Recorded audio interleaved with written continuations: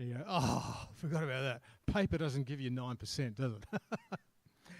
Last week I went surfing with Ellie. We decided we're going to go find some waves, and she said, Dad, there's some waves up at Durs. Now, Durs is a place north of Two Rocks that the council have shut off repeatedly and told people not to go to. But surfers just keep finding a way around, and any time you go there, there's going to be 20 cars in the car park. It's like, people always find a way in. It's just how it is. These big signs, you can't go there, you can't go there, but you can, all right? So we go there, and there's these beautiful waves coming through, and we unload, get down the beach and go surfing. And as we're sitting out there waiting for the waves to come in, you look back, and on the beach, there's this guy who's got his Nissan Patrol bogged right on the shoreline with waves lapping on it, right up to the the boards in the car. And we're just looking, everyone out there is talking about this guy. He is the entertainment. And he's got another guy trying to pull him out. He's kind of running up with a snatch strap and it's kind of going, he's not moving. He's not going anywhere. He's just stuck there. And I've got this mental profile of this guy in my head now. It's a 19-year-old with a mullet and a can of VB, and he's going, it'll be all right, we'll get out of there. It's that kind of vibe. But it's really entertaining for us sitting out, where there's no waves coming through, watching what's going on. Keep trying and nothing's moving. Anyway, I get a wave, I turn around, and he's out. I don't know how he got out, but he got out. And you know what he did? He drove back in. I don't know why. It's like, how dumb can you be? If you want a picture of kind of what it looked like, this was a different situation. This was a few years back, down at our local dog beach. No, next one. Next one. That's not the dog beach, is it? This one. This is a guy who thought he'd take his jackaroo for a run on the dog beach and didn't go so well. This is Cal down there helping us get it out. So his mate comes down with his patrol and it's not moving and he's trying to dig it out. Funny thing, the car is on Gumtree the next week. Won't start, not sure why. Same car. And as I looked at these situations, I looked at the situation last week, I thought, that situation of being bogged, it's a pretty good metaphor for where you get sometimes in your faith. Sometimes you get to a place where you think, I'm spinning my wheels, I'm going nowhere, this thing just feels like mud. You know that feeling? Have you ever had that feeling? Now go back to the next slide, the one before, Dave. This is David. He says, I waited patiently for the Lord. He turned to me and heard my cry. He lifted me out of the slimy pit, out of the mud and mire, and he set my feet on a rock and gave me a firm place to stand. He put a new song in my mouth, a hymn of praise to our God. Many will see and fear the Lord and put their trust in him. So David speaks of a time when he just felt like he was swimming in mud and God took him and went, going to rescue you. Have you ever been bogged in your life? How did you get there? I'm not talking your car, okay? I know we all got bog stories, all right? But how did you get out? Let me get you to do this. I want you to talk to the people next to you, just groups of 2 or 3, not too big. And if you're an introvert, you can just play on your phone. Don't worry about it, all right? Can you describe a time in your life when you felt like you were bogged? Just turn around and have a bit of a chat with the people around you. What's it like? This is in faith.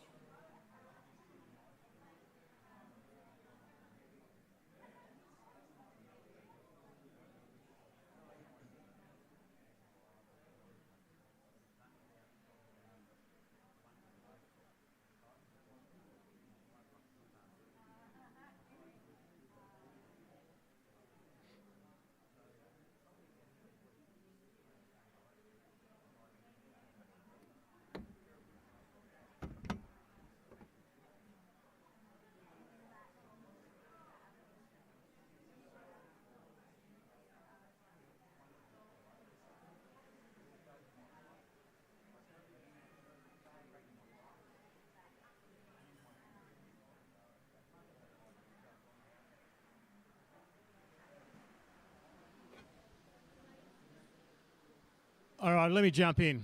Just a quick chat there. I realise not everyone got a chance to talk. You can put your phones away, you introverts.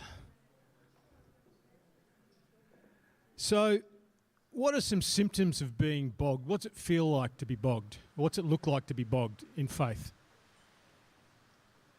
You have to yell because we got competition at the moment. Going nowhere. Okay, thanks, Nola. Yep, good. Not being able to serve. Okay, good. Thanks. Yep. Yeah, if you're Mr. Fix It and you think you can fix everything, you can't. Yep. Feeling hopeless. Good. Getting it all wrong. Yeah, good. Sort of things that happen. We feel lethargic, we doubt where God is, we wonder what the heck's going on. We're not sure what we really believe about God. Maybe the things we believe don't hold. Personal disciplines, what are they? You know, we don't do them anymore, just let them go. And you care, but you don't care. You know, it's kind of that sort of feeling when you're bogged. Just like, I want to get out of here, but yeah, it's quite nice just spinning my wheels, you know. There's that sort of feeling going on too. Why do we get bogged? I'm going to do like a very simple bang, bang, bang type sermon today. 4 reasons we get bogged, things we can do to get unbogged, all right? So it's as simple as it comes. So you should be able to stick with me. Why do we get bogged? Sin. Doing stuff we shouldn't do. And we know we shouldn't do it, but we still do it. And it creates this barrier between us and God. You know, James 1 says, when we're tempted, no one should say, God's tempting me. For God cannot be tempted by evil, nor does he tempt anyone. Instead, each person is tempted when they're dragged away by their own evil desire and enticed. Then after desire has conceived, it gives birth to sin, and sin when it's full grown gives birth to death. So there's that time when you kind of get enticed, and maybe you get enticed into something that you shouldn't do, and maybe it takes you down. You know, for us blokes, porn is like, it's everywhere, and it's so easy to get on porn. You know, I get these ads on my phone. Women 60 plus in Yanchep are wanting to meet you. Really? I bet they're not. But you know, they've got my profile, and thank you. They've got my profile, and this is what sort of stuff I get served up. It's a click away, isn't it? It's a click away, even just a curious click away to go, what kind of women? You know, I didn't click, Craig, okay, just so you know. But but if they were 50. Now you're talking, yeah. Yeah, well. You know, there are things that we do that we know are wrong, and yet we still do them. Addictions are a classic one, aren't they? You know, it doesn't have to be, you know, a porn addiction. It can be I have an eating addiction. That's what I do now. I used to have an alcohol addiction. Now I struggle with eating. And I know it doesn't look like it because I work my tail off to try and keep it off. But that's what I like to do when I feel a bit lost, kind of eat, get tempted. Sin begins with desire, a wrong desire, and it happens when we let that desire drag us away. Judas desired money, wanted some money, got the money, and took a big toll on him. Saul, we've heard about recently, there's a bloke who just got bogged down in his own insecurities. You know, this guy David is better than I am. I don't like it. I don't like who he is. And he just got swept up. Jonah, another one, Jewish patriot. Didn't have any time for Gentiles, going to walk away from God. And God, you know the rest of that story. Sin. You know, if you're doing stuff wrong, and you know you're doing stuff wrong, you're going to have a tough time feeling any kind of connection with God. Number 2, muddied beliefs. Paul writes to Timothy, says, watch your life and your doctrine closely. Persevere in them, because if you do, you'll save both yourself and your hearers. Yeah, it's really important to have a grasp of what the things are that really matter to us, because they're kind of like the anchor points for when, you know, stuff goes wrong, or when we're not sure just what we believe about something. You know, it's okay to rethink your beliefs. It's okay to throw them up and go, I want to think about that some more. I want to look at that from a different angle.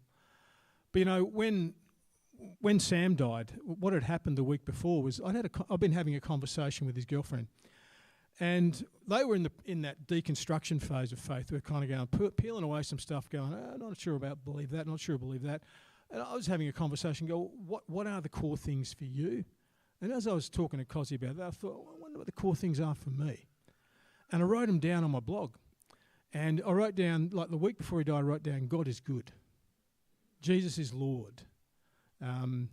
Faith is inherently communal. Faith is beautiful and mysterious, but not very systematic or predictable. My hope is in the death and resurrection of Jesus. So, when Sam died, it was terrible.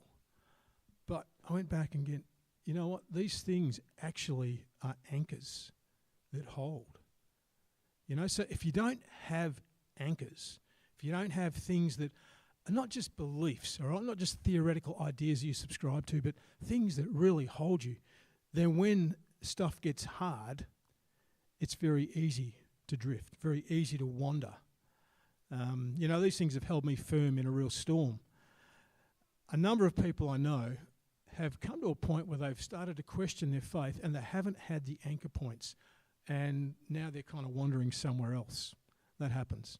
So knowing what is core is critical. If you lose track of who Jesus is and what the focus of life is, then that's when you're really vulnerable. You need to know who he is more than anything.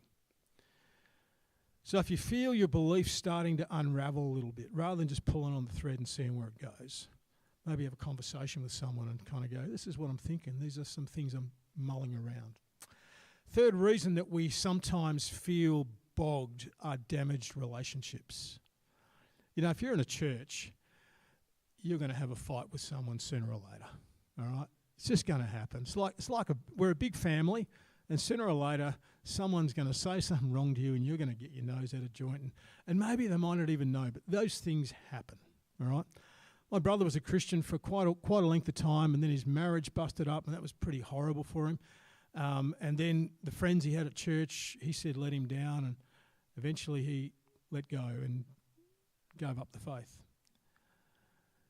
Now I kind of go, have you ever heard people say the church hurt me? Ever heard that?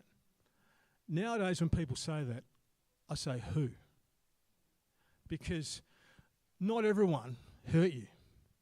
I remember when we left Lesmurdy Baptist Church, went to plant a church in Butler, and it felt like the church we left weren't really interested in what we were doing. And I felt a bit gnarly about that. And I could have gone, well, Lesmurdy Church really sucks.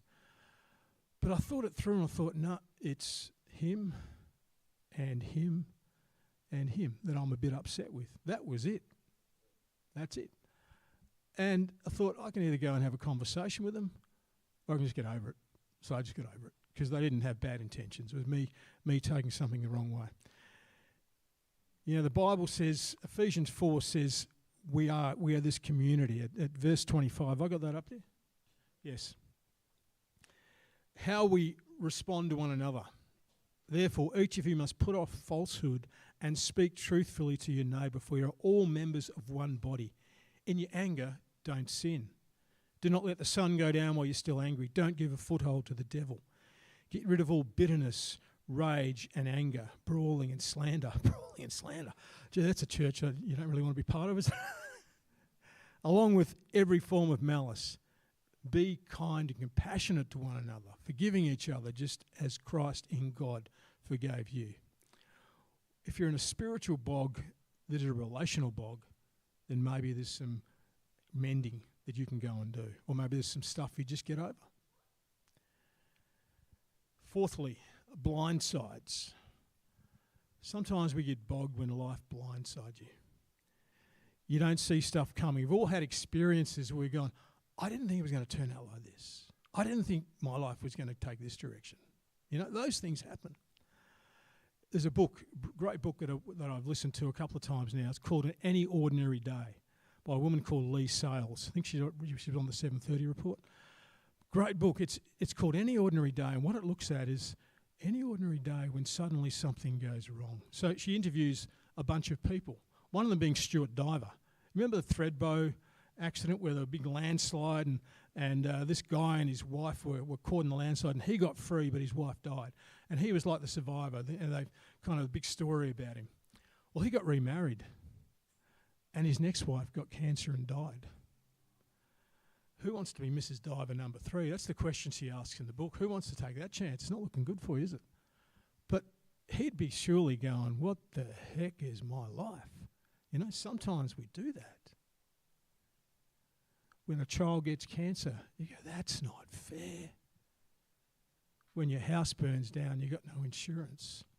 You hear that on the news all the time, don't you? You go, whoa, that's terrible. There's so many things that happen, blindside us, and we get to choose how we respond to them. You know, I see John the Baptist. He's one of my favourite characters in the Bible. Yeah, he's a feisty dude, you know, and he got arrested by Herod because he gave Herod a serve for marrying his brother's wife. And he said, you can't do that, mate, you're wrong. Herod said, well, I'm just going to lock you in prison. Got you out of the way. And there's a time when John sends his disciples out to Jesus and he says, hey, just go and check if he's really the Messiah or not. And you know what I think John was doing? I think John was going, I'm in prison here, and it's pretty dark, it's not good, and he's the Messiah, surely he's going to get me out of here. You know, I think John's having a moment like that. And Jesus sends his disciples back and says, you know, the dead are raised, the sick are cured, yep, the kingdom's coming. It's working, John, it's going well. I'm not coming for you, John. Wow. What was that? Yeah. But John's there. And then Herod has a party. And as part of a party trick, his daughter asks for John's head. John gets executed. You go, what? The Chosen does a great depiction of this. If you've seen The Chosen, John gets executed. But when his head's on the block, you see this mental picture of him and Jesus in the next kingdom. It's like he has a vision of what's coming. Okay, this thing's gone pear-shaped, but it's going to be good. It's all going to be okay in the end. You know, don't let life's blind sides take you down, because that's exactly what the devil wants to do. You know, he wants you to go, well, screw you, God, because, you know, that didn't go the way I planned. Yeah, he wants that. So don't let him. Getting unbogged. Okay, that's some of the ways we can get ourselves into ugly situations. You might identify with some of them. How do you get out? You know, first thing, I think the attitude you have can make a big difference. You get to choose your attitude. You know, I see Paul in prison. And you got to be going, oh, mate, I've been flogged, I've been beaten up, I've been stoned, I've been all these things, and now I'm locked up. You know, part of you would surely be going, this being an apostle thing really sucks. It's not going well. But Paul goes, no, actually in Philippians he says this, now I want you to know, brothers and sisters, what's happened to me actually served to advance the gospel. Sucked in. It's going well, all right? He says, as a result, it's become clear throughout the whole palace guard and to everyone else that I'm in chains for Christ. So he's kind of going, Paul would be like Craig in prison, all right? He'd be telling everyone, I'm here because of Jesus, you know? 100%. I've been thinking about getting a 110% Jesus t-shirt just for fun. So you get to choose your attitude. You know, when you're bogged in your four-wheel drive, you can sit there and have a grump, or you can get a shovel, all right? You can get out and go, okay, well, this is going to be fun. We're going to get out of here some way or other. Secondly, do what you can do, all right? There are things you can do to help yourself. I remember when Danelle's dad left his four-wheel drive with us, and I hadn't done any four-wheel driving before. He left the Land Cruiser with us for some reason, old 60 series, and I thought, I might take it for a bit of a burn on the beach. And I'd never done it before. Oh, it was a bad idea. Right down there too, because it's really boggy. Anyway, I get it down the beach, and next thing I know, I go, oh no, I'm on my own. I've never done this before. I don't want to call anyone. And I get out and look around and go, I know. I remember, I had this moment. I remember someone said, drop the pressure in your tyres. Drop the pressure in the tyres, and drove it out and back home again. Didn't do that again. Peter's not here today, but I don't think he'd care. But you know, there are things you can do to help yourself. Do those things. If you have addictions, you get to be able to make better choices. Prevent the inevitable. Avoid those people who influence you. Paul says, train yourself to be godly. So there's a little bit of effort required on our part to actually be the people we want to be. Get on with it. Thirdly, phone a wise friend. Don't phone your mate with a Corolla, all right? Don't phone someone who's got no clue, someone who's not going to help you. Phone a wise friend and ask for help. Do you know there are 59 one another passages in the Bible about the church interacting together and about things we should do for each other? You know, if you're stuck, then call someone and go, I'm stuck and I need a help, you know, need a hand to get out of this mess that I'm in, whatever the mess is. And that's what we do for each other. As it says up there, carry one another's burdens, and this way you fulfill the law of Christ. All right? We are here to help one another. And there are times when some of us are going to do well and others are going to flounder, and we need to be there. Fourthly, get professional help. And if you need it, Westwide towing is $250 an hour. I'm watching this dude on the beach and I'm going, that looks like about $1,000 to me. What do you do though? You just kind of, if it's $1,000, it's $1,000. You get your car out of there. So there's a tip for you if you go four-wheel driving, Westwide towing. But sometimes you need to go see a psychologist or a counsellor. Sometimes you actually need more than just a friend. Friends are great. I say to people, I'm great at friendship. I'm not so good at being a pastor or being a counsellor. I can get a little way down that track and I go, oh, all right, I'm stuck. I'm stuck too. Now we're both bogged. Call someone who can really help you.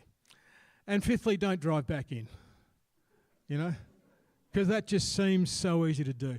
You know, when our nephew stayed with us, Caleb, love him, but he had this little Daihatsu charade that he thought he'd take out around the back of Yanchep. Sure enough, one night before food for all, get a call, got to go get him out. And then, of course, he does it again, doesn't he? Doesn't learn that the Daihatsu charade isn't made for that stuff. God is gracious, Uncle Andrew not so much. But we do this, we return to our dysfunctions and our grievances, and we can easily go back and go, actually, you know what, I think I was right. I think I was right, and I think I really probably should still hold that grudge. You know, we can do that. The final goal for all of us is to be formed into Christ-likeness, for this to be a community of people who together reflect who Jesus is. So that when people see us around the place, when they see us together, they go, I get it. That's what he's like. He looks like you people. Because he doesn't just look like Steve or like Mike. He looks like this community of people. Every letter in the New Testament is written to a community of people. Faith is communal. So on this road, how are you travelling? Is it all pretty much straight sailing? You feeling your wheels spinning? Are you bogged up to your axles and you can't get out? Where are you at? You don't need to stay there. Let me pray for us. Father, just tried to be really simple and really practical today. So I just pray for people who are maybe feeling bogged in their faith, bogged in their life even. Father, I pray that your Spirit would come and give them insight as to the reality of that, so they know what's going on there. And then I just pray simply, Father, that you would give them the wherewithal, the initiative to actually seek out some help and actually get unbogged and get life back on track with you. I pray, Lord, that this community of people, that us together, would be the picture of Jesus to the community around us. And I pray in your name. Amen.